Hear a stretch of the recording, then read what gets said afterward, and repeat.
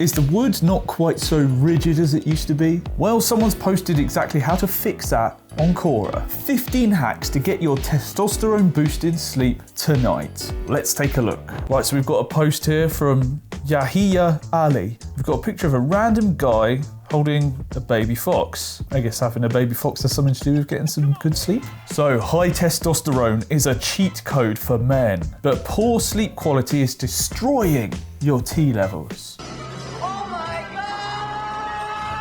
So tip 1, get daylight early, between 6 a.m. and 8:30 a.m. But what if you don't need to get up that early?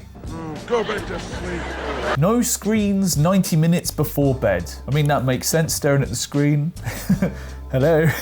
Number 3, exercise in the morning. No, I agree with that one. That helps me get to sleep a little bit early. Number 4, no caffeine 6 hours before bed, preferably longer. Care for some coffee? No, the promise of a new day is more than enough exhilaration for me. Smithers, coffee. Number 5, cycle caffeine. 4 days off, 3 days on. I've been on caffeine for far longer than that. Maybe I should try that one. Number 6, make your bedroom cold for sleep. Can't sleep, it's too cold. Number 7, have a hot shower or bath before bed. Number 8, use blackout blinds. Number 9, no eating 2 hours before bed. Kind of feels like this person's just Googled ways to get good sleep and just turned it into a list for an article. Number 10, get bare feet on soil or sand for 10 minutes a day. I don't like sand. Yeah, touching some grass or sand's going to make you sleep well tonight. Number 11, light hygiene at night. Oh, light hygiene at night. So he's talking about having, like, not having lights on at night time. I thought he meant like washing lightly, not deeply. Number 12, breathe through your nose. What's that smell? Number 13, plan for 9 hours of sleep. You'll get near at 8. I think that's quite a good tip, isn't it? Because you spend like an hour just falling asleep. Maybe you wake up for a piss at night. Have 9 hours allocated for bed. I think that's sensible, isn't it? Number 14, go to bed early. And in brackets, sleep effects between 10 p.m. and 2 a.m. are the best. And number 15, charge your phone in a different room. I'm going to put my phone in the other room. It's going to increase my testosterone. So we've got some comments here. Sam Baker says, these are all good habits, but they're not linked to high testosterone. Brian says, why am I charging my phone in a different room? Just so I don't use it? Or for some other reason? I like the idea of it is for another reason. If you charge your phone in your kitchen, your testosterone will be higher because the phone signals send out signals to your food. So HA says, none of these points are useful for increased T levels. It's true your testosterone levels increase during high quality sleep, which always have to be aimed between 7 to 9 hours. Oh, so HA actually has his own list here. So he's been doing this for 9 months, and I'll tell you my personal perspective. Now, I have clear symptoms such with my evening and morning woods. It's got deeper voice and much more confident and constant energy levels throughout the day till the afternoon. Never heard of someone saying, oh, I sorted my sleep out and my voice got deeper. Number 1, your eating lifestyle.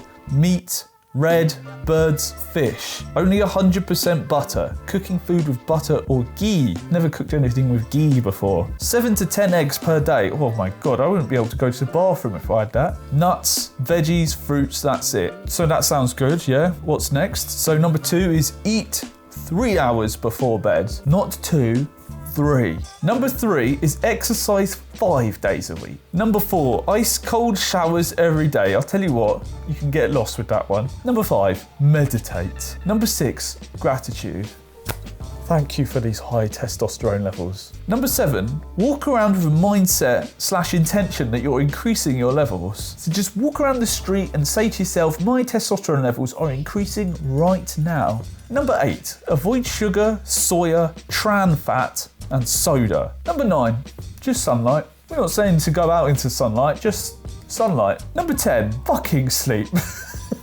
We're not just sleeping now, we're doing some naughty sleeping. Number 11, go take some supplements such as zinc with a K, magnesium, vitamin C, D, B12, B6, biotin, and selin. Okay, just go and do that. Number 12, increased protein intake. So he's kind of said that already with number 1. He said eat meat, eat 7 to 10 eggs a day. That's going to increase your protein intake, isn't it? Number 13, focus on sleeping because it's when magic happens. I mean, that's sort of what the article was about in the first place. Number 14, all of the above is to get high quality of good sleep. And Raj here says, what do you mean by the 13th point? Amit says to plan for 9 hours of sleep. That way you'll get closer to 8. So Sean says, known all these and yet I lack sleep. I need to get my 8 hours of sleep and it shows if you're nearing to 60 Thai, help me to premeditate that. Thank you for sharing. What? Vlad says, interesting take on the coffee cycle. Does it apply to coffee or just caffeine supplements and how does it work? Vlad, it's bloody caffeine for God's sake. He's saying cycle your caffeine. Greg says 16. Drink copious amounts of alcohol before bed. Knocks you out quickly. If you've never heard this advice before, maybe that'll work for you. Interestingly enough, I know something about increasing my testosterone levels. So these were mine back in 2019. And you can see I've got 20 nanomole and I'm sort of in the mid to higher range, just sort of middle, sort of average testosterone levels, but they're not low. And following that, I went to hospital, I was in really poor health, and then I came out of that. This is 2023, and you can see my testosterone levels are slightly higher. And do you know what I did? I got fucking sleep. A lot of what these guys are saying is true. Good sleep, exercising, and eating clean. I mean, it's that simple, isn't it? But don't forget fucking sleep. Right, so that article is quite short, so we're going to go on to the next one. Eric here says some harsh truths about women that men learn too late. And you've got this man here, he's got a big kiss on his forehead, and he's surrounded by his harem. So, number 1, women are attracted to confidence, not kindness. Being overly nice or showing too much interest in a woman will often backfire and lead to rejection. You can just imagine that. So, hey, what sort of things are you interested in? I'd really love to know.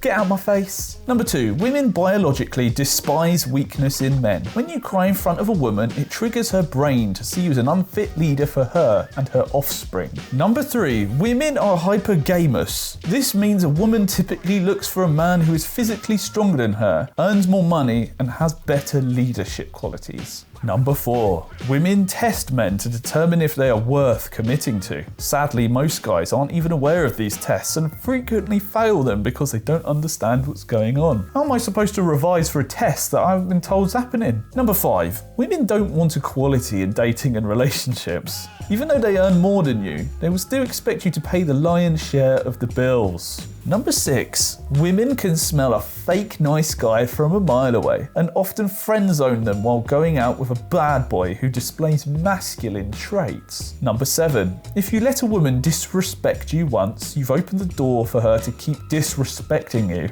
in the future. Number 8, women have a disconcerting ability to rationalize their own bad behavior and blame men for their problems. Understanding this can help men avoid being caught in manipulative or toxic relationships. It goes without saying that this list does not apply to all women, but is a broad generalization. Kind of sounds like this poster has dealt with some women that he's had a bad experience with. Joseph said the world isn't what it seems. You can count on it. That's very mysterious.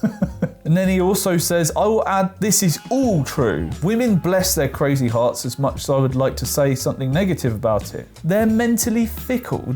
They are what they are, as wonderful and loving as they are, receiving you, so handle it respectfully. Leader, don't even consider it. Consider secretly. Otherwise counselling, but don't listen to her. What do you want in a relationship? Lead on never if ever. I know because I experienced enough of life bullshit. Pick a road steady as you go. You'll be happier. Get soft when you're old, but be a loving father, a loving husband. Don't ever give in because of that love. You give your life or you'll never be right. Just fucking it. What? And then James here just says, get a dog and adopt. Well, okay then. That's enough Quora for one day. Thank you, and I'll see you in the next one.